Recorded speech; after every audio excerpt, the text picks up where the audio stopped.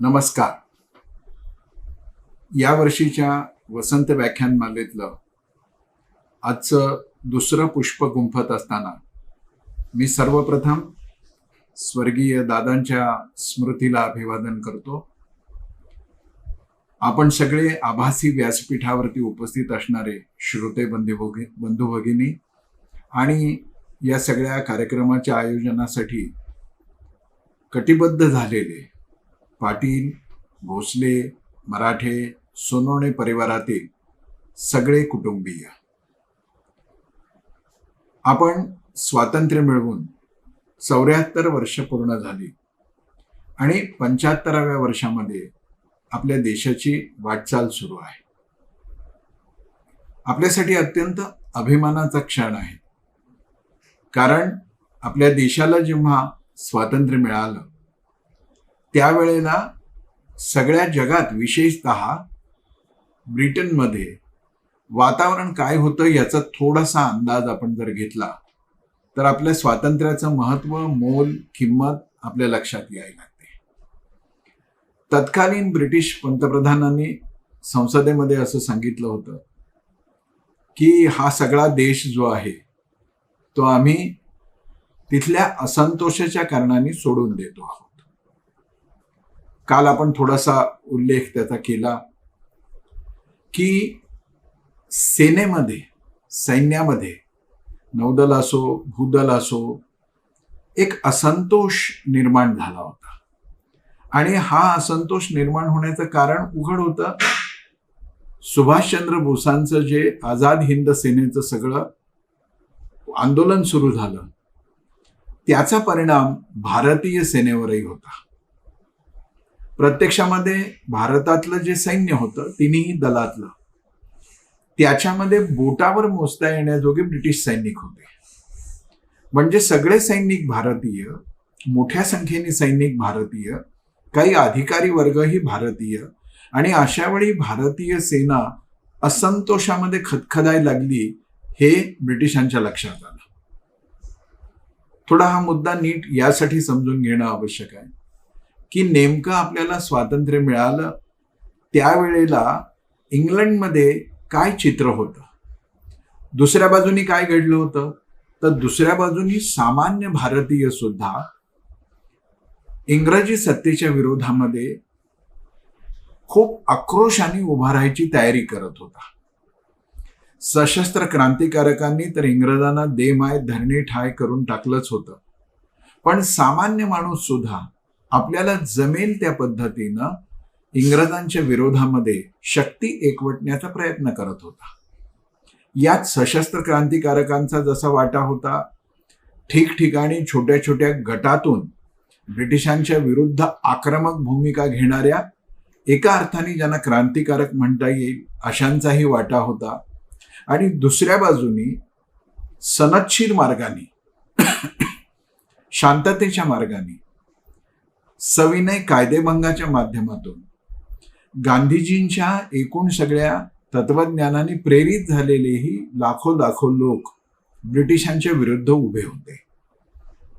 पण प्रत्यक्ष इंग्रज सरकारच्या मनामध्ये भारताला स्वातंत्र्य द्यावं असं येण्याच्या पाठीमागची जी सगळ्यात मोठी घटना होती ती सुभाषचंद्र बोस, भारतीय सैन्यामधला असंतोष आणि जनतेमध्ये निर्माण होत असलेला आक्रोश हा मोठ्या प्रमाणावरती होता. आणि या सगळ्या उपक्रमाचं जर अगदी टक्केवारीच्या भाषेत बोलायचं झालं तर 90% या सगळ्या गोष्टींमुळं इंग्रजांच्या मनामध्ये असं आलं होतं की आता आपल्याला हा देश फार काळ आपल्या ताब्यात ठेवता येणार नाही. प्रत्यक्ष पार्लमेंटमध्ये ब्रिटनच्या पंतप्रधानांनी दिलेल्या माहितीनुसार हे सगळं मी आपल्यापर्यंत पोहोचवतो आहे. याच्यामध्ये सविनय कायदेभंग किंवा अहिंसक मार्गाने झालेल्या चळवळीला त्यांनी जवळजवळ श्रेय दिलेलं नाही. पण आपण इतकं कृतज्ञ होण्याचं कारण नाही, त्याचाही वाटा आहेच. या सगळ्यामुळं आपल्याला स्वातंत्र्य मिळालं. 15 ऑगस्टला आपण स्वतंत्र झालो आणि 74 वर्षाची अतिशय देखणी वाटचाल आपण केली. या 74 वर्षामध्ये आपल्या देशाने काय काय घडवून दाखवलं. एक तर संपूर्ण देशामध्ये एक वातावरण असं निर्माण झालं होतं की जे स्वातंत्र्य आपल्याला मिळालेलं आहे ते आपल्याला कोणत्याही परिस्थितीमध्ये सबलतेनं सांभाळता आलं पाहिजे. मग असं करायचं असेल तर काय करावं लागेल, तर आधुनिक जगामध्ये औद्योगिक विकास ज्या ज्या कारणामुळे होतो आहे त्या त्या कारणांचा आपल्याला अंगीकार करावा लागेल. आपण पहिल्या, दुसऱ्या, तिसऱ्या पंचवार्षिक योजनेमध्ये हळूहळू औद्योगिकरणाच्या दृष्टीनं जे प्रयत्न केले, जो आपण आराखडा आपल्या देशासमोर ठेवला आणि त्या दृष्टीनं जी वाटचाल केली त्याचा परिणाम असा झाला की आपल्या देशामध्ये उद्योग क्षेत्राला उभारी आली.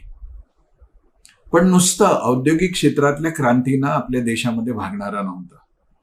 एक तर खूप मोठी जनसंख्या गरिबीमध्ये राहत होती. रोजच्या जगण्याचा प्रश्न असलेल्यांची संख्या सुद्धा चिंताजनक होती. त्याच्या बरोबरीनंच अन्नधान्याचा प्रश्नही फार मोठ्या प्रमाणावरती होता. त्यामुळं पहिल्यांदा औद्योगिक क्षेत्रामध्ये विकासाच्या वाटेवर आपला देश निघाला आणि दुसऱ्या पातळीवरती अन्नधान्याच्या बाबतीमध्ये आपण स्वयंपूर्ण झालं पाहिजे असा निर्धार आपल्या देशाने केला. आणि आपल्याला आश्चर्य वाटेल की आपल्या देशातली श्रमशक्ती ती उद्योगाच्या मध्ये असो वा कृषीमध्ये असो, याचा अर्थच उद्योगामधल्या कामगार शक्तीनं आणि कृषी क्षेत्रातल्या शेतकऱ्यांनी अपार कष्ट केले आणि आपण त्याचं चित्रही पाहिलं की आपला देश अन्नधान्याच्या बाबतीमध्ये हळूहळू का होईना पण स्वयंपूर्ण व्हायला लागला आणि आज स्थिती अशी आहे की आपल्याकडे अन्नधान्याचं कोठार ओतप्रोत भरून वाहत आहे. याचं श्रेय शेतामध्ये राबणाऱ्या शेतकऱ्याला दिलं पाहिजे. आणि शेतकरी शेतामध्ये राबतो तेव्हा शेती हा जर एक उद्योग आहे असं आपण गृहीत धरलं तर या उद्योगामध्ये एकटा शेतकरीच काम करणारा नसतो, त्याचं सगळं कुटुंब त्याच्यामध्ये राबत असतं. म्हणजे कृषी क्षेत्रामध्येही मोठ्या प्रमाणावरती श्रमशक्ती प्रयत्नशील झाली होती. औद्योगिक क्षेत्रामध्येही अशा पद्धतीनं कामगारांच्या माध्यमातून श्रमशक्ती सक्रिय झाली होती. याचे दोन्हीचेही परिणाम असे झाले की हळूहळू आपल्याकडे औद्योगिक क्षेत्रामधल्या रोजगारांची निर्मिती झाली. तंत्रज्ञान फार विकसित होतं अशातला भाग नाही, पण जे करता येणं शक्य होतं ते आपला देश करत होता आणि नवे नवे रोजगारही त्यामुळं निर्माण होत होते. शेतीवरतीही हेच लक्षात आलं की तिथंही नुसते रोजगार निर्माण होत आहेत असं नाही, तर शेतीला जोडून असलेल्या छोट्या मोठ्या उद्योगधंद्यांमध्ये पण वाढ व्हायला लागली. जसा दुग्ध व्यवसाय आहे, पशुपालनाचा व्यवसाय, फलोत्पादन आहे, हॉर्टिकल्चर ज्याला आपण म्हणतो ते आहे, भाजीपाला निर्मिती आहे. आणि हे सगळं आपल्या देशातल्या या कष्टकऱ्यांनी, सामान्य माणसांनी आपल्या प्रयत्नांनी घाम गाळून रक्त आटवून सिद्ध करून दिलं. आणि मी आत्ता म्हणालो तसा आपला देश उद्योगाच्या क्षेत्रामध्ये सुद्धा ठामपणे पाऊल रोवून उभं राहिला. तसंच कृषी क्षेत्रामध्येही आपण नेत्रदीपक अशी कामगिरी केली. याच्या जोडीनं मग हळूहळू काही गोष्टी लक्षात यायला लागल्या की कृषीला अधिक अनुकूलता देण्यासाठी आपल्याला सगळीकडे पाणी पोचवावं लागेल आणि म्हणून मग छोटे मोठे बांध, मोठी धरणं यासारख्या गोष्टी आपल्याला कराव्या लागल्या आणि त्यातही आपण खूप वेगाने प्रगती केली. मोठी धरणं जशी झाली तसे छोटे छोटे बांध बंधारेही झाले. गावतळी ती अधिक नीट विकसित केली गेली आणि ह्यातून शेतीला पाणी पुरवठा व्हायला लागला. याच बरोबरीनं आपल्या देशात गेल्या 74 वर्षामध्ये शहरांची पण झपाट्याने वाढ व्हायला लागली. कारण का रोजगार शहर केंद्रित झाले आणि मग शहरं विकसित व्हायची तर शहराच्या गरजा पुरवणाऱ्या अनेक गोष्टी आपल्याला निर्माण केल्या पाहिजेत, त्याही आपण करायला लागलो. याचा अर्थ औद्योगिक क्षेत्रामध्ये, कृषी क्षेत्रामध्ये, जल व्यवस्थापनाच्या क्षेत्रामध्ये आपण मोठ्या प्रमाणावरती यश मिळवलं आणि आपला देश हळूहळू मागास देशातून विकसनशील देशाच्या स्थितीमध्ये पोहोचला. 74 वर्षामध्ये हे एका बाजूने घडत होतं. तसंच आपण विज्ञानाच्या क्षेत्रामध्ये सुद्धा खूप मोठ्या प्रमाणावरती प्रगती करत होतो. अवकाशयानातल्या संशोधनामध्ये आपण भारत म्हणून, देश म्हणून केलेली प्रगती सुद्धा आपल्याला लक्षात घ्यावी लागेल. आज आपण मंगल अभियान वगैरे सगळं जे करतो आहोत त्याची सुरुवात हळूहळू आपल्या देशाने देश स्वतंत्र झाल्यानंतर केली आणि तंत्रज्ञानाच्या जोरावर. पहिली अवस्था तर फार विचित्र होती. त्याच्यावरती पाश्चात्य जगातल्या काही कुत्सित आणि विकृत मनोवृत्तीच्या वृत्तपत्रांनी थोडी नाकाई मुरडली होती. म्हणजे आपले शास्त्रज्ञ सायकलला बांधून रॉकेट घेऊन चाललेले आहेत अशा पद्धतीनं टीका टिप्पणी ही झाली, कारण का त्यांना ती प्रगती बघवत नव्हती. साधनं फार कमी होती, खरोखरच कमी होती. आणि अशा कमी साधनामध्ये कमी तंत्रज्ञानाच्या जोरावरती आपल्या देशातल्या शास्त्रज्ञांनी अवकाश क्षेत्रामध्ये सुद्धा खूप मोठं काम केलं आणि यश मिळवलं. या सगळ्यांचा कृतज्ञतापूर्वक उल्लेख यासाठी केला पाहिजे की ह्या सगळ्यांनी कंबर कसली म्हणून आपला देश मागास अवस्थेतून विकसनशील अवस्थेमध्ये आला.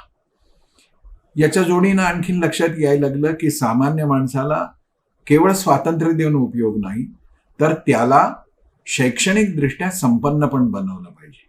रोजगार जसे उपलब्ध करून दिले पाहिजे तसा शिक्षणाचा प्रसारही केला पाहिजे.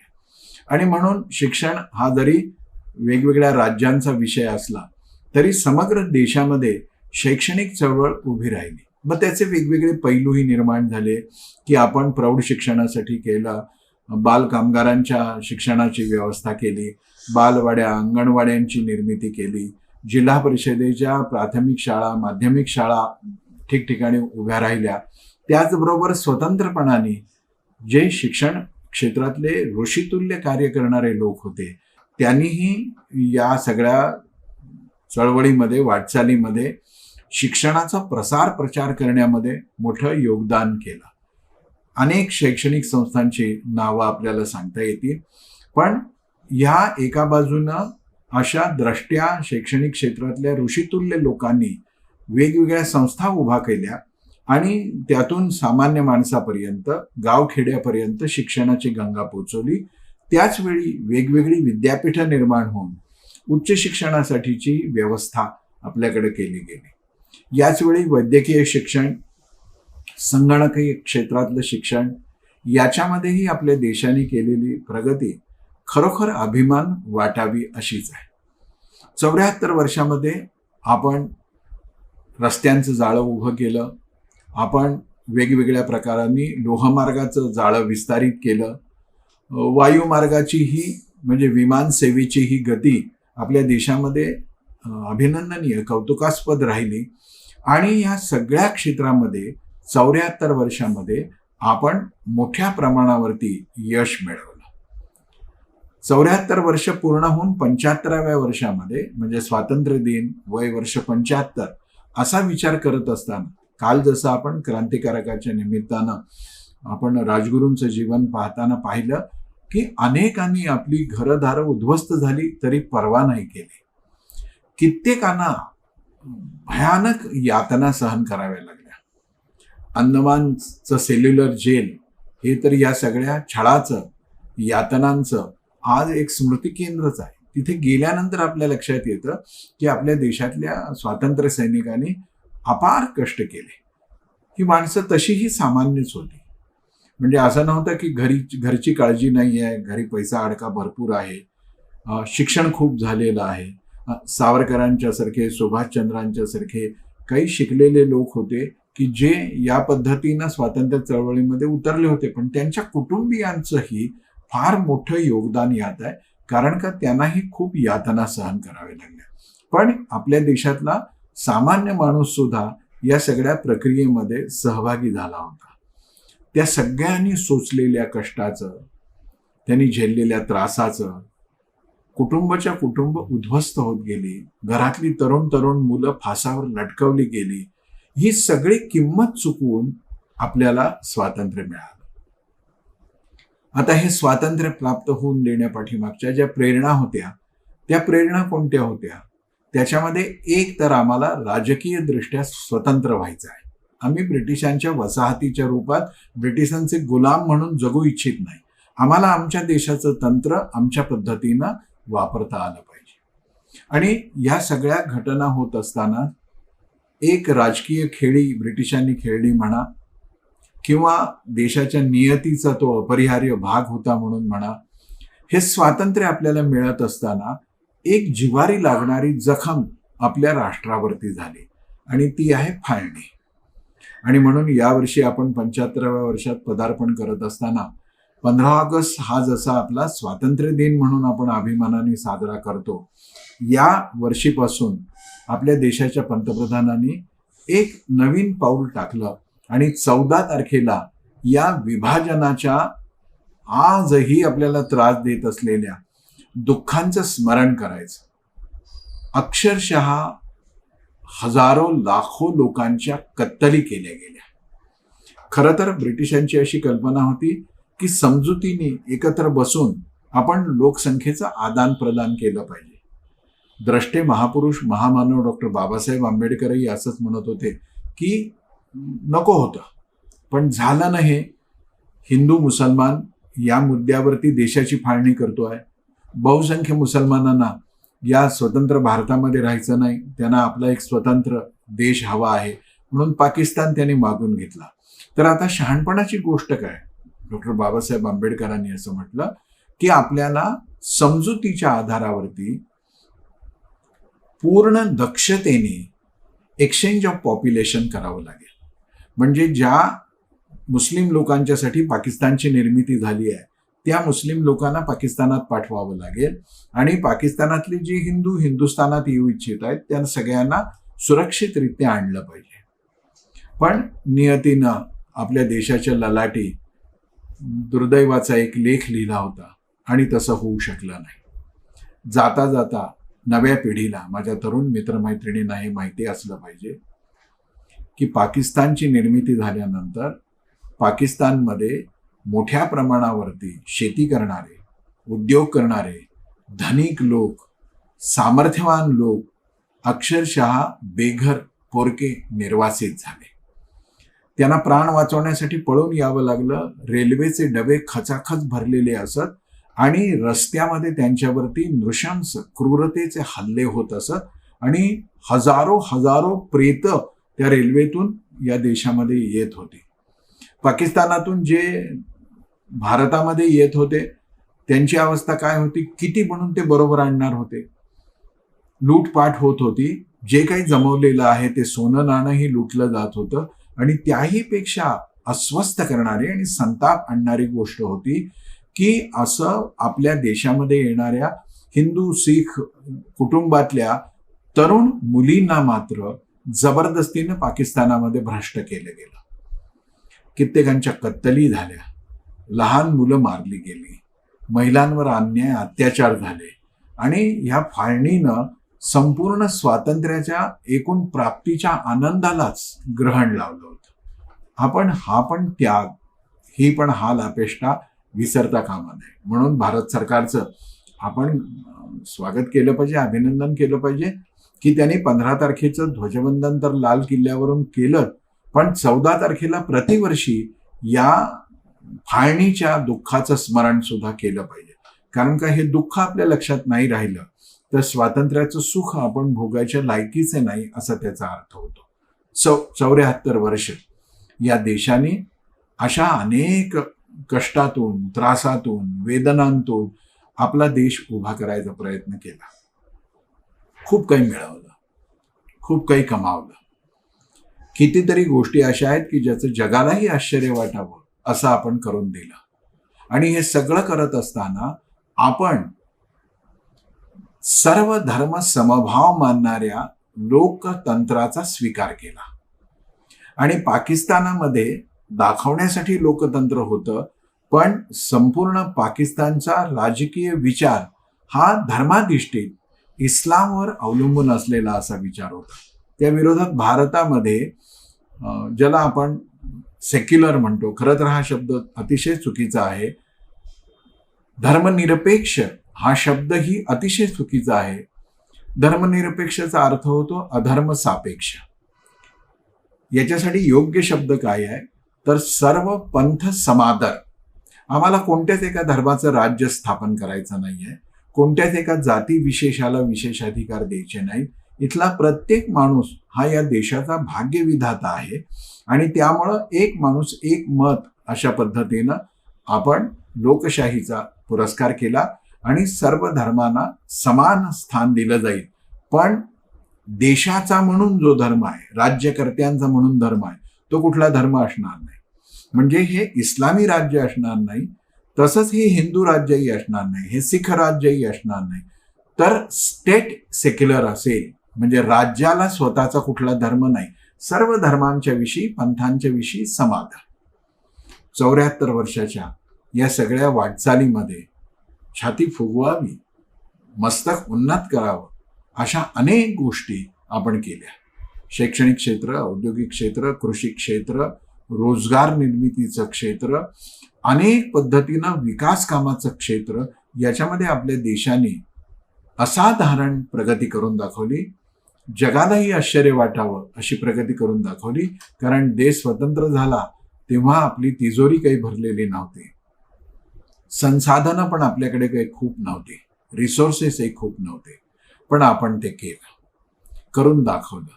आणि 74 वर्ष आपण अशा पद्धतीनं नुसते मागास देशातून विकसनशील देश म्हणून पुढे आलो असं नाही, तर विकसित होणारं राष्ट्र म्हणून आपण प्रस्थापित झालो. आणि आज तर जगामध्ये असं चित्र आहे की येत्या काही काळामध्ये संपूर्ण विश्वाचं नेतृत्व करण्याची क्षमता ज्या कुठल्या देशात असेल तर हिंदुस्थानामध्ये असेल. त्याचं एक कारण आहे, ते म्हणजे हा देश सर्वाधिक तरुण असलेल्या लोकांची संख्या असलेला देश आहे. आणि त्यामुळे या देशाची कर्तृत्वाची क्षमता, कार्यशक्ती, या सगळ्यामध्ये आपण जगाचं नेतृत्व करू शकतो. आपण शिक्षणामध्ये केलेल्या प्रगतीचा फायदा जगाला झाल्याचं जगाच्याही लक्षात आलं. आज युरोपीय देश असोत व अमेरिका असो, त्यांनी ज्या ज्या क्षेत्रामध्ये प्रगती केलेली आहे, त्यांचं वैद्यकीय क्षेत्र असो, त्यांचं नासासारखं अंतराळ संशोधनाचं क्षेत्र असो, त्यांचं आणखीन कुठलंही संगणकीय क्षेत्र असो, या सर्व क्षेत्रामध्ये, उद्योग क्षेत्रासह सर्व क्षेत्रांमध्ये अग्रगण्य कोण आहे तर हिंदुस्थानाचे तरुण आहे. इथे शिकलेले, इथून शिकून गेलेले आणि पुढचं शिक्षण तिथे घेऊन पाश्चात्य आणि अमेरिके जगातल्या अशा अनेक महत्वाच्या जागांवरती कोण आहे तर भारतीय आहे, हिंदुस्थानी माणूस आहे. ही विलक्षण प्रगती, हे विलक्षण यश आपण राष्ट्र म्हणून मिळवलं, याचा यथार्थ अभिमान आपल्याला मिळाला पाहिजे. आम्ही जगाचं नेतृत्व करू शकतो, स्वतःच्या हिमतीवरती नेतृत्व करू शकतो. हे आम्ही वेगवेगळ्या क्षेत्रात दाखवलं. त्यात एक आण्विक क्षेत्र सुद्धा होतं. अणुशक्तीमध्ये आपण अणुचाचण्या केल्या. एक स्वर्गीय इंदिराजींच्या काळात झाली, एक स्वर्गीय अटल बिहारी वाजपेयींच्या काळात झाली. आणि जगाला त्याचा फार त्रास झाला, संताप आला की भारत आपल्या ताकदीवरती स्वावलंबी होतो, स्वयंपूर्ण होतो आणि पुढे जातो, हे जगाला बघवलं नाही. म्हणजे कालपर्यंत अन्नाला मोताद असणारा आज अन्नधान्य उत्पादनामध्ये स्वावलंबी झाला. कालपर्यंत 80% खेड्यामध्ये काळा चहा पिणारे लोक आज दुधाच्या नद्या वाहतील इतकं दूध उत्पादन करू शकले. सर्व क्षेत्रामधली ही प्रगती बघून जगाला त्रासच होतो. आणि म्हणून अटल बिहारी वाजपेयींनी जेव्हा अणुस्फोट घडवला, त्यावेळेला अमेरिकेने आपल्यावरती मोठ्या प्रमाणावरती आर्थिक निर्बंध लावले. पण या देशातल्या शास्त्रज्ञांनी स्वर्गीय अटलजींना विश्वास दिला की हे निर्बंध लादतायत तर लादू द्या, आपण आपल्या ताकदीवरती उभे राहू शकतो, स्वयंपूर्ण राहू शकतो. आपली गंगाजळी वाढली, आपल्याकडे असलेला सोन्याचा साठा वाढला. स्वर्गीय चंद्रशेखरांच्या काळामध्ये ते सोनं गहाण ठेवून आपल्याला पैसे घ्यावे लागले, पण आपण ते सोडवून आणले. आज आपल्याकडे परकीय चलनाचा पर्याप्त साठा आहे. आपली स्वतःची अर्थव्यवस्था हळूहळू सुधारते आहे. अनेक संकट आणि चढ उतार असणार, GDP कमी जास्त होत असणार. एका निरोगी माणसाच्या शरीराचं तापमान सुद्धा रोज एकसारखं नसतं. कधी काही कारणाने वाढतं, कधी काही कारणाने ते थोडं कमी होतं. हे किरकोळ गोष्टी जशा धडधाकट निरोगी असलेल्या माणसाच्या प्रकृतीच्या बाबतीत घडतात, देशाच्याही बाबतीत घडतात. पण ज्याला आपण सर्व बाजूनी विचार करता 74 वर्षाचा लेखाजोखा मांडतो, ताळेबंद मांडतो, तेव्हा शर्मेने मान खाली जावी असं एकही आपल्या देशामध्ये कृत्य आपण विकासाच्या क्षेत्रामध्ये घडू दिलं नाही. आपण मान ताठ करून जगू शकू असं केलं. क्रायोजेनिक टेक्नॉलॉजी जेव्हा आपल्याला रशियाने नाकारली तेव्हा महासंगणक आपल्याला निर्माण करायचा होता आणि तो नसता करता आला तर पुढच्या संगणकीय क्रांतीमध्ये एक गतिरोध निर्माण झाला असता. क्रांती झालीच असती, कारण का तंत्रज्ञान हे असं कोणाच्या बापाचं नसतं आणि लपवून ठेवता येत नाही. तेव्हा भारतीय शास्त्रज्ञांनी काय केलं, पुन्हा माननीय विजय भाटकरांच्या सारख्या एका शास्त्रज्ञाने महासंगणक निर्माण केला. मराठी माणूस म्हणून अभिमान बाळगावा. पण हे तंत्रज्ञान केवळ मराठी माणसाचं नव्हतं, सगळ्या जगाला एका अर्थाने दिशा दाखवणार आणि राष्ट्राला उपयोगी पडणार होतं. हे सगळं आपण करू शकलो. आपल्याकडे शिकलेल्या विद्यार्थ्यांना जगामध्ये सर्वाधिक मागणी आहे असं आपल्या लक्षात यायला लागलं. त्याचं कारण असं आहे की कदाचित साधन सामुग्रीमध्ये आपल्या देशात थोडी 19-20 स्थिती असेल, पण बुद्धिमत्तेच्या जोरावरती आपण जग जिंकू शकतो हे आपल्या लक्षात आलं आणि 74 वर्षात जगाला हे मान्य करावं लागलं. जगाने ते मान्य केलं हे, पण मोकळेपणाने ते मान्य नाही केलं. हे एका बाजूला आपण सगळं मिळवत असताना, कमवत असताना आणि आपल्या यशाचा झेंडा रोवत असताना काही दुःखद दुर्दैवी गोष्टी सुद्धा घडल्या. 75व्या वर्षात पदार्पण करताना तेही आपल्या लक्षात घ्यावं लागेल. जशी जमेची बाजू आपण सांगतो, नुकसानीची बाजूही आपल्याला लक्षात घेतली पाहिजे. का तर तेच ते आठवायचं म्हणून नाही, 75 वर्ष पदार्पण करताना आपल्याला काही संकल्पांनी पुढे जायचं आहे आणि त्यात आपल्याला हे पाहायचं आहे की ह्या चुका आम्ही परत होऊ देणार नाही. हे यासाठी नाही आठवायचं की कोण चूक कोण बरोबर, असं नागदोऱ्या काढणं ज्याला म्हणतात आपल्याकडे, तसं नाहीये हे. पण हे आपल्याला जर माहिती नसेल तर मोठी गडबड होऊ शकते. शाळा सर्वत्र पोचल्या, अंगणवाड्या सगळीकडे पोचल्या, विद्यापीठं निघाली, पण हे सगळं होत असताना एक मूलभूत चूक काय घडली तेही आपण समजून घेतलं पाहिजे. हा देश स्वतंत्र झाला आणि पहिले पंतप्रधान म्हणून पंडित जवाहरलाल नेहरू यांची निवड झाली. काँग्रेसचं सरकार आलं. या सर्व सरकारी धुरीणांच्या मनामध्ये, अर्थात जो नेतृत्व करत होता त्याच्या मनामध्ये, म्हणजे पंडित जवाहरलाल नेहरूंच्या मनामध्ये का कुणास ठाऊक पण एक आढी होती. आणि ती आढी काय होती तर त्यांना असं वाटायचं की भारतीयत्व हा काही गौरवाने उच्चार करावा, मिरवावा असा विषय नाही आहे. ते स्वतःला फार आधुनिक मानत, आधुनिक विचाराचे होतेही. त्यांच्या वैयक्तिक जीवनामध्ये त्यांनी आधुनिकतेचा पुरस्कार केला होता. सेक्युलरिझमच्या चुकीचा अर्थाने का होईना पण ते पुरस्कर्ते होते आणि स्वतःची प्रतिमा जगाच्या पाठीवरती एक प्रगतिशील विचाराचा नेता अशी व्हावी अशी त्यांची प्रामाणिक तळमळ होती. यात चूक काही नाही.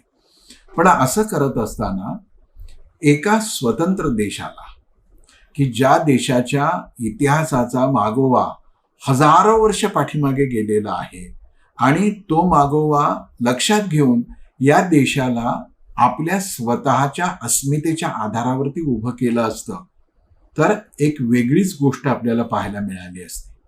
दुर्दैवानं पंडित नेहरूंच्या नेतृत्वाखालचं त्यावेळेचं सरकार आणि त्यावेळेची एकूण सगळी काँग्रेस या विकासवादाच्या आणि सुधारणावादाच्या आणि स्वतःला प्रगतिशील समजण्याच्या नशेमध्ये इतकी मशगूल झाली होती की नकळत आपण भारतीय अस्मितेलाच धक्का देतो आहे हे त्यांच्या लक्षातच येत नव्हतं. आणि मग जसं पंडितजींचं एक वाक्य फार प्रसिद्ध आहे की I am British by education, I am Muslim by culture and I am Hindu by an accident. आता मी अपघाताने हिंदू आहे असेच ज्याला वाटतं तो हिंदू संस्कृती, हिंदू परंपरा म्हणजे भारतीय परंपरेच्या विषयी आग्रही कसा असेल. आणि नेहरूंच्या या मानसिकतेचाच बरोबर फायदा कोणी घेतला तर विकासाच्या बाजूने रशिया आणि चीनच्या विषयी, विशेषतः चीनच्या विषयी पंडितजींच्या मनामध्ये असलेलं अपार प्रेम, वेडेपणाचं, भ्रामकपणाचं प्रेम, अनैतिहासिक, कुठलाही ऐतिहासिक आधार नसताना व्यक्त झालेलं प्रेम, अमेरिकेच्या सगळ्या झगमगाटाचं एक आकर्षण त्यांच्या मनामध्ये होतं. आणि या सगळ्याचा फायदा घेण्यासाठी आपल्याकडे दोन विचार खूप तीव्रतेने समोर यायला लागले. ते अस्तित्व तर होतेच, ते नव्याने निर्माण झाले अशातला भाग नाही. पण एक पंडितजींच्या डोक्यामध्ये समाजवादाचं भूत खूप थैमान घालत होतं. आणि तो समाजवाद म्हणजे आधुनिकतावाद, तो समाजवाद म्हणजे हळूहळू साम्यवाद कम्युनिस्टांच्या, आणि त्यामुळं समाजवाद आणि कम्युनिस्टाच्या एका अर्थाने पकडीत पंडितजी आले होते. या सगळ्याचा परिणाम काय झाला? एक पंडितजींना या देशाच्या परंपरेची, अस्मितेची फारशी आस्था नव्हती. त्यांनी भारतीय इतिहासावरती लिहिलेली पुस्तकं जरी आपण चाळली तरी आपल्या असं लक्षात येतं की त्याच्यामध्ये मोगल सल्तनतीचा सम्राट बादशहांचा ज्या पद्धतीनं गौरवाने उल्लेख केला गेलेला आहे, त्यांनी जे गौरव करण्यासारखं केलेलं आहे त्याचा जरूरच तो व्हायला पाहिजे होता. तितक्या तीव्रतेनं, तितक्या असोशीनं, तितक्या आस्थेनं पराक्रमी हिंदू राजे रजवाड्यांचा इतिहास मात्र नेहरूंच्या लक्षात आला नाही. त्यांनी दुर्लक्ष केलं. अगदीच टाळलं अशातला भाग नाही, फार ओझरते उल्लेख केले. खूप मोठा विषय हा. याच्यावर खरं म्हणजे एक आठवडाभरती आपल्याला चर्चा करता येईल. आपल्या मूलभूत चुका काय झाल्या. पण नेहरूंच्या मनामधल्या या सगळ्या अवस्थेचा फायदा समाजवादी आणि त्यातही विशेष करून कम्युनिस्ट आणि डाव्या विचाराच्या लोकांनी घेतला. जे कम्युनिस्ट आणि डाव्या विचाराचे लोक कधीही या राष्ट्राच्या अस्मितेशी प्रामाणिक नव्हते, आजही नाही आहेत आणि उद्याही असणार नाहीये. यांनी काय केलं? यांनी नव्याने निर्माण होणाऱ्या सगळ्या समाजाला, म्हणजे समाजापर्यंत ज्ञान पोचवणाऱ्या व्यवस्थेला हायजॅक केलं, पळवून नेलं. म्हणजे काय केलं तर अभ्यासक्रम बनवणाऱ्या समित्या असोत, इतिहासाची लेखन निर्मिती करणाऱ्या व्यवस्था असोत, वेगवेगळी विद्यापीठं असोत, यातून अशा पद्धतीचं ज्ञानच नव्या पिढीपर्यंत पोचवलं की ज्या नव्या पिढीला हे ज्ञान आत्मसात करून विशेषतः देशाच्या इतिहास, परंपरा, संस्कृती आणि सभ्यतेविषयीचं ज्ञान, गणित, विज्ञान, पदार्थ विज्ञान, वैद्यकीय विज्ञान, या सगळ्या विज्ञानाविषयी, तंत्रज्ञानाविषयी काही दुमत नाही. मी सुरुवातीला म्हटलं तसं ह्या सगळ्या ज्ञानाची मक्तेदारी कोणाकडे नसते, कोणाच्या बापाच्या मालकीचे हे नसतात, सगळ्यांच्या मालकीचे. पण इतिहास, संस्कृती, परंपरा, आपला एकूण सगळा वाटचालीतला पूर्वजांचा कर्तृत्वाचा भाग कम्युनिस्टांनी, विशेषतः म्हणजे कम्युनिस्टांच्यासाठी वाईटात वाईट शब्द कुठला वापरायचा असेल आणि तो जर सापडला मला तर तो मी 108 वेळा, म्हणजे 1000 श्री श्री श्री 1008 कसं लिहितात तसं मी ती घाणेरडी शिवी जरी असली तरी ती वापरून 1008 कम्युनिस्ट असं म्हणायला उत्सुक आहे. त्यांनी गद्दारीच केली, देशद्रोहच केला.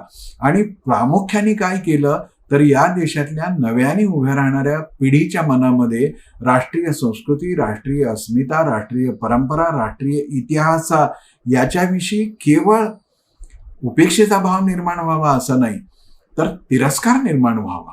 आणि त्याच्या विरोधामध्ये मात्र ब्रिटिश असोत, मोगल असोत, विशेषतः कम्युनिस्टांना आणि समाजवादांना आणि म्हणून काँग्रेसलाही मोगली राजसत्तेचं इतकं आकर्षण की असा प्रश्न पडावा की यांचा DNA तर मुसलमानांचा, मोगलांचा नाही आहे ना, तपासून बघावं असं वाटावं, इतकं आकर्षण. खरा इतिहास कधी आणू दिला नाही. एक मोठी हानी काय झाली, हाही विषय फार मोठा आहे, समजून घेण्यासारखा आहे. खरं तर इस्लामच्या संस्थापकापासून अगदी काल शेवटी ज्या राजवटीची शेवट झालेली आहे अशा कुठल्याही इस्लामी राजवटीपर्यंत सर्व इतिहास आपण पाहिला. अगदी खलिफांच्या नेमणुकीपासून पैगंबर साहेबांच्या पश्चात सगळा इतिहास जो आहे तो सत्तेसाठी रंजित क्रांती करणार, क्रांती कसली आली आहे, रक्तरंजित कारस्थान करणारे.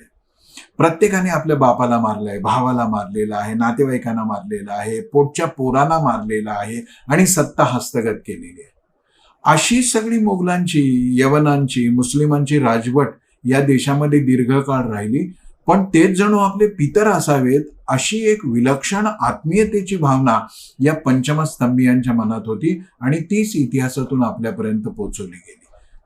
तीच गोष्ट घडली स्वातंत्र्याच्या बाबतीमध्ये. म्हणजे सगळं स्वातंत्र्य जणू काही गांधी नेहरू कुटुंबांनी मिळवलेलं आहे, जणू काही अश्रू गाळून मिळवलेलं आहे, जणू काही फक्त सूतकताई करून मिळवलेलं आहे. इतकं इतकं संकीर्ण होण्याचं कारण नाही. क्रांतिकारकांनी कधीच गांधीजींच्या चळवळीची अवहेलना केली नाही, उपेक्षा केली नाही. पण इतिहासाची सगळी पुस्तकं तुम्ही बघा, विशेषतः काँग्रेस राजवटीतली सगळी पुस्तकं गांधी नेहरू कुटुंबियांच्या कौतुकाने भरलेली आहेत. जणू काही ही दोन कुटुंब परमेश्वरांनी या देशावर अवतरित केली नसती तर या देशाला कधी सोन्याचे दिवस लाभलेच नसते. इतकंच नाही तर पुढचा सगळा वाटचालीचा भाग बघा तुम्ही. म्हणजे कधी असं घडतं का हो की आपल्या हयातीत आपल्या अध्यक्षतेखाली आपल्याच तोंडपुजेपणा करणाऱ्या, चाटुकारिता करणाऱ्या लोकांच्या समोर प्रस्ताव मांडून स्वतःलाच भारतरत्न दिलं गेलं? असं कधी घडतं? एकाच कुटुंबातल्या 3-3 माणसांना भारतरत्न दिलं जातं, असं कधी घडतं? या देशामधल्या सर्व शासकीय योजनांना फक्त नेहरू गांधी कुटुंबातल्याच लोकांची नावं द्यायची. म्हणजे थोडेफार उपकार आपल्यावर असे या कुटुंबाचे की त्यांनी त्यांच्याकडे पाळलेल्या कुत्र्यांची नावं वेगवेगळ्या योजनांना दिलेली नाहीत. आणि हे सगळं आपल्याला लक्षात घ्यावं लागेल आणि हे सगळं आपण नीट समजून घेतलं तर कळेल की हे सगळं कारस्थान काय होतं. हे कारस्थान बुद्धिभ्रष्ट करणारं होतं. इतिहासाच्या माध्यमातून, परंपरांच्या माध्यमातून, सांस्कृतिकतेच्या माध्यमातून हे सगळं कारस्थान आपल्या देशामध्ये राजरोसपणे घडत होतं. आणि हे घडतं आहे हे दिसत असून सुद्धा कोणी बोलायला फार उत्सुक नव्हतं. हे सगळं सातत्याने घडलं. आपल्याला माहिती असलं पाहिजे, एक पुस्तक बाजारामध्ये आलंय, नेकेड मोगल्स म्हणून. आणि ह्या सगळ्या सल्तनतीतल्या ज्याचं गुणगान गायलं जातं त्या सगळ्या राजे रजवाड्यांच्या व्यभिचाराच्या, विकृत शारीरिक उपभोगाच्या इतक्या भीषण आणि हिंसा, हत्या, खून खराबा याच्या कहाण्या कधी बाहेर नाही. पण मात्र या स्वातंत्र्य सैनिकांची उपेक्षा झाली, इतिहासातल्या महापुरुषांची उपेक्षा झाली, सांस्कृतिक चळवळीत योगदान देणाऱ्यांची उपेक्षा झाली. हे सगळं या कम्युनिस्ट, समाजवादी आणि नेहरूंच्या मनामध्ये असलेल्या एक भंपक कल्पनातून निर्माण झालं. दुसऱ्या बाजूनी काय झालं तर मनोरंजनाच्या क्षेत्रामध्ये सुद्धा हीच मंडळी कमी अधिक प्रमाणामध्ये मोक्याच्या जागावरती बसली. आपल्या काही राष्ट्रीय चुका घडल्या. एक, आपण समग्र चित्रपट सृष्टी आहे ना जिहादी मनोवृत्तीच्या लोकांच्या ताब्यात दिली, बेलाशक देऊन टाकली. परिणाम काय झाला बघा. हे फार कारस्थान असतं. कोणताही चित्रपट बघा तुम्ही, त्याच्यामध्ये क्रूरपणाने जनतेशी वागणारा, जनतेला फसवणारा सावकार आहे ना, तो टिळा लावलेला, माळा घातलेला, देवपूजा करणारा म्हणजे हिंदू दाखवलाय. गुन्हेगारी क्षेत्रामध्ये दादागिरी करणारा, भाईगिरी करणारा जो आहे तोही टिळा लावलेला, माळा घातलेला असाच दाखवलेला आहे. एखाद्या गावातल्या मंदिराचा पुजारी आहे तोही भ्रष्ट दाखवलाय. इतकंच कशाला, आपण राष्ट्रभाषा म्हणून स्वीकारलेल्या हिंदी भाषेला हिंदुस्थानी अशी एक प्रदूषित भाषा म्हणजे उर्दू मिश्रित भाषा प्रस्थापित करण्याचं कामही चित्रपट सृष्टीने केलं. एवढंच नाही केलं तर संस्कृतनिष्ठ हिंदी बोलणारी ही चित्रपटातली पात्र विनोदासाठी वापरली गेली. त्या गावातला पुजारी, त्या गावातला शिक्षक, त्या गावातले एखादे आदर्श माणूस तो संस्कृत प्रचूर हिंदी बोलतो आहे आणि तो विनोदासाठी वापरला गेला. एवढंच झालं नाही तर क्रूरतेचे प्रतिनिधी हिंदू झाले आणि दयाळूपणाचे प्रतिनिधी मात्र त्या गावातले मुल्ला, मौलवी किंवा फादर दाखवले गेले. याला काही सन्माननीय अपवाद आहेत. पण ही सगळी मंडळी म्हणजे आपली राष्ट्रीय पहिली चूक काय होती तर शिक्षित असो वा अशिक्षित असो, लहान असो वा वयोवृद्ध असो, मनावरती दृक्श्राव्याचा परिणाम घडतो. त्यामुळे ही सगळी चित्रपट सृष्टी आपण जिहादी लोकांच्या ताब्यात दिली. मी अनेक लोकांची नावं सांगू शकतो की ज्यांना भारताबद्दल काही प्रेम नाही, ज्याला आपण परफेक्शनिस्ट म्हणतो. असा एक अभिनेता सुद्धा आपल्या बायकोच्या नथीतून तीर मारताना निर्लज्जपणे असं म्हणतो की भारतात राहणं आम्हाला असुरक्षित वाटतं. हमीद अन्सारींसारखा दीर्घकाळ या देशाच्या उपराष्ट्रपती पदावरती राहिलेला आणि सगळी सुख भोगलेला माणूस निर्लज्जपणाने उपराष्ट्रपती पदावरून पाय उतार झाल्या क्षणी म्हणतो, अरे कृतज्ञता तुमच्या रक्तात एक थेंबर तरी असेल तर थोडे दिवस तरी गप्प बसा. पण हे न करता त्यांनी उतरल्या सांगितलं की या देशातल्या मुसलमानांना असुरक्षित वाटतं. सुदैवाची गोष्ट अशी आहे की बहुसंख्य मुसलमानांना असं वाटत नाही, पण ते याला विरोधही करत नाही. आमची पहिली राष्ट्रीय चूक काय झाली तर अशा लोकांच्या ताब्यात आम्ही मनोरंजनाचं क्षेत्र दिलं. याचाच धाकटा भावंड म्हणजे दूरचित्रवाणीवरच्या वाहिन्या, त्याच्यातही राष्ट्रीय संस्कृती, राष्ट्रीय अस्मिता, राष्ट्रीय परंपरा याचा अभिमान नसलेला आणि केवळ टुकार मनोरंजन करणारे हे मालिका बनवणारे लोक आले की ज्यांना अस्मिता नाही आणि अस्मितेचा वापर कुठंच ते करत नाही. आता काही ऐतिहासिक मालिका यायला लागल्यात, धार्मिक मालिका यायला लागल्यात, स्वागत केलं पाहिजे. पण या धार्मिक मालिकेतून आध्यात्मिक विचाराची परंपरा पक्व होण्याच्या ऐवजी अनेकदा बाष्कळ वाटावे अशा चमत्कारांकडेच या जातात. मनोरंजन करायचं आहे त्याला. आणि ऐतिहासिक मालिकांची सुद्धा आपण जेव्हा बारकाईनं बघू तेव्हा असं वाटतं की ह्यात एक छुपा अजेंडा आहे. यातूनही एक नवा जातीय तेढ निर्माण करण्याचा हा प्रयत्न आहे.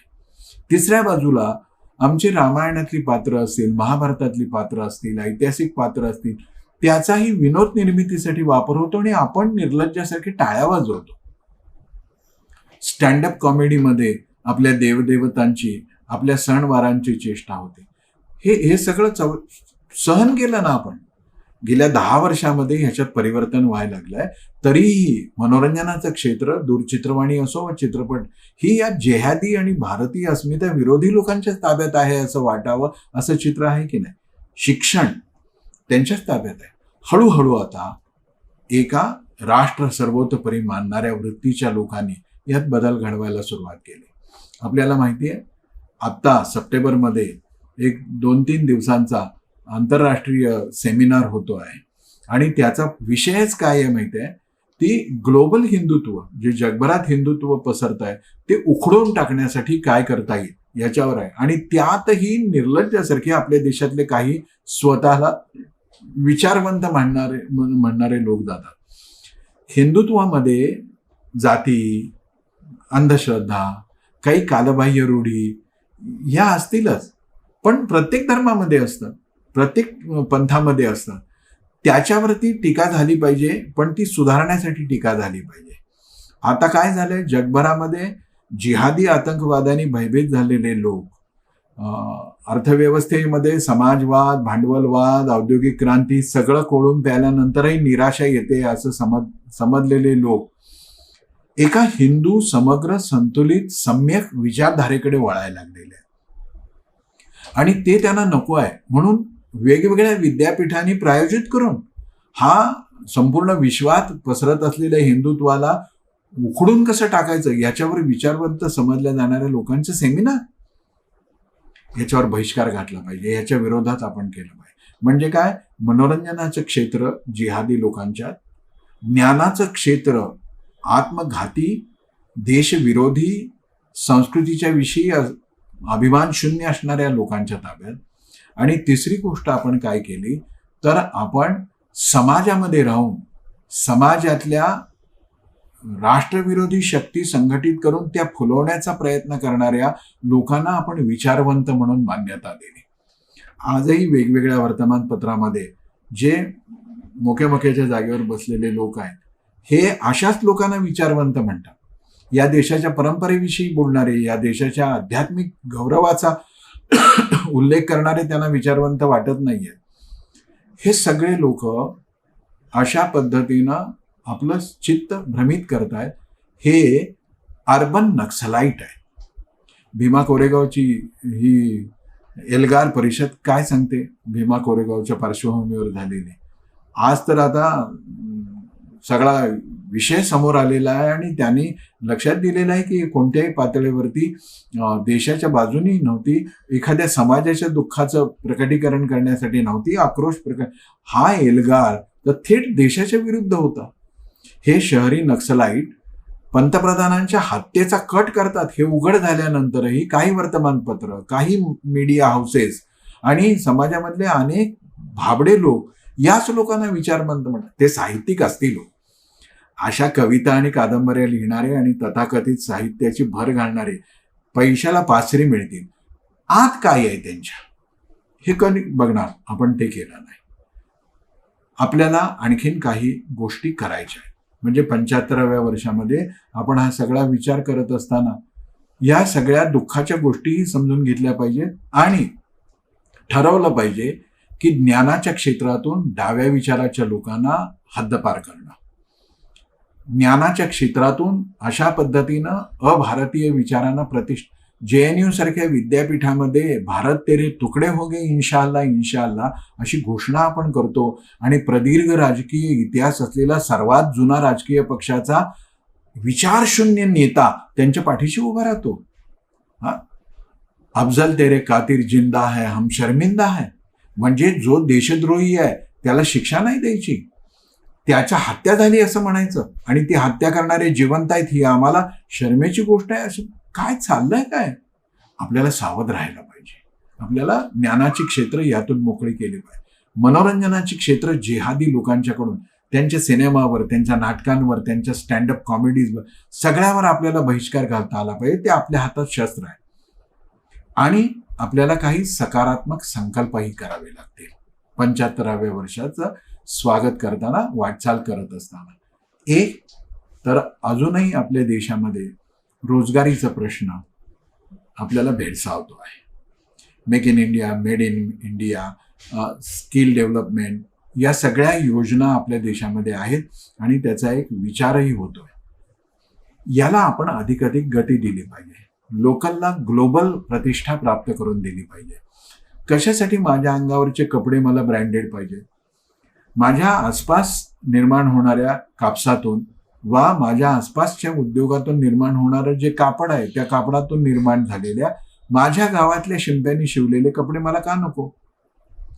अगदी तयार कपडेच घ्यायचे असतील तर माझ्या देशातल्या कंपन्यांनी, उद्योगांनी तयार केलेले कपडे मी का नाही घालायचे? माझ्या पायातले जोडे मला ब्रँडेड कशासाठी हवे असतात? माझे खाद्यपदार्थ जे घरात माझ्या सहजासहजी बनवले जात होते ते पापड, लोणची, शेवाया हे सुद्धा मला ब्रँडेड पाहिजे. दूध सुद्धा मला ब्रँडेड कंपनीचं पाहिजे. कशासाठी हे सगळं पाहिजे? म्हणजे आम्हाला दात घासायची प्रेस ब्रँडेड पाहिजे, ब्रश ब्रँडेड पाहिजे असं नाही. आम्ही आमच्या देशाचा ब्रँड का निर्माण करू शकत नाही? गुणवत्तेशी तडजोड न करता जगातल्या ह्या सगळ्या मल्टीनॅशनलच्या तोडीस तोड आपण उत्पादन करू शकतो की नाही? करू शकतो. केलंय, करायला लागलेलो आहोत. ही एक स्वागताची गोष्ट आहे. म्हणून आम्ही आमच्या देशामध्ये हा एक संकल्प केला पाहिजे की रोजगार निर्मिती मोठ्या प्रमाणावर होईल आणि GDP आमचा वाढेल. दुसरा संकल्प आम्हाला करायला पाहिजे, खऱ्या अर्थानं शिक्षण ते स्वस्त रूपामध्ये कसं मिळेल. पुन्हा शिक्षणाच्या क्षेत्रामध्येही इंटरनॅशनल संस्थाच घुसल्या. इतक्या महागड्या शिक्षण संस्था असतील तर आमची बहुजन समाजाची, गरिबाची, कष्टकऱ्यांची मुलं शिकतील कुठे? पहिलं आहे, आम्हाला आमच्या आर्थिक उत्पन्नात जर वाढ करायची असेल तर रोजगार आणि स्वदेशीचा विचार आग्रहाने मांडणं. दुसरं, आम्हाला शिक्षण सर्वदूर उत्तम.